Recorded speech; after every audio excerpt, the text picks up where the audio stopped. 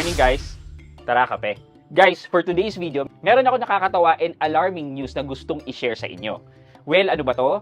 Apparently, naglabas ng advisory si DOTR or yung Department of Transportation natin. Apparently, si DOTR ay meron siyang tinatawag na commuter hotline wherein as a commuter, kapag nagkakaroon ka ng problema or may gusto kang i-report about sa commute mo, sa kalsada, pwede kang mag-report dito sa number na to, which is the DOTR commuter hotline nga.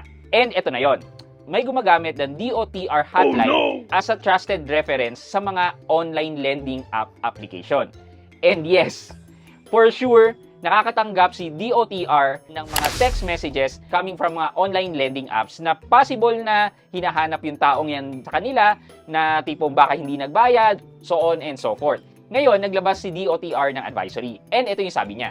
The department has not authorized any individual, lending application, or entity to use its official contact numbers or hotline for loan-related or commercial purposes, it said. So, ito galing sa news from ABS-CBN. So, sabi dito, some lending and loan apps require borrowers to provide contact details of trusted contacts whom collection agents call with the reminder of the borrowers to settle in arrears. And for sure guys, kaya na-alarm si DOTR dito, madalas na sila nakakatanggap ng mga spam messages and yun nga for sure pag hindi nakakabayad yung mga tao na ginagamit yung DOTR na hotline na posible na merong mga harassment message dyan. Okay sana to no? Sana makipag-coordinate si DOTR sa SEC natin or sa NBI para pakita na ito talaga yung proof na meron nangyayaring harassment. However kasi sa mga harassment message, hindi naman nagpapakilala talaga itong mga nagte-text. Napakadalang ng mga text messages na nagpapakilala. And yung mga nagpapakilala ng mga text messages talaga is hindi naman talaga sila nagmumura or nagde-death threat kasi it would be taken as an evidence for them na ma-process for harassment. First-hand experience ng government natin na merong talagang harassment. So talagang sana makipag-ugnayan si DOTR para hanapin or patatagin itong case build-up nila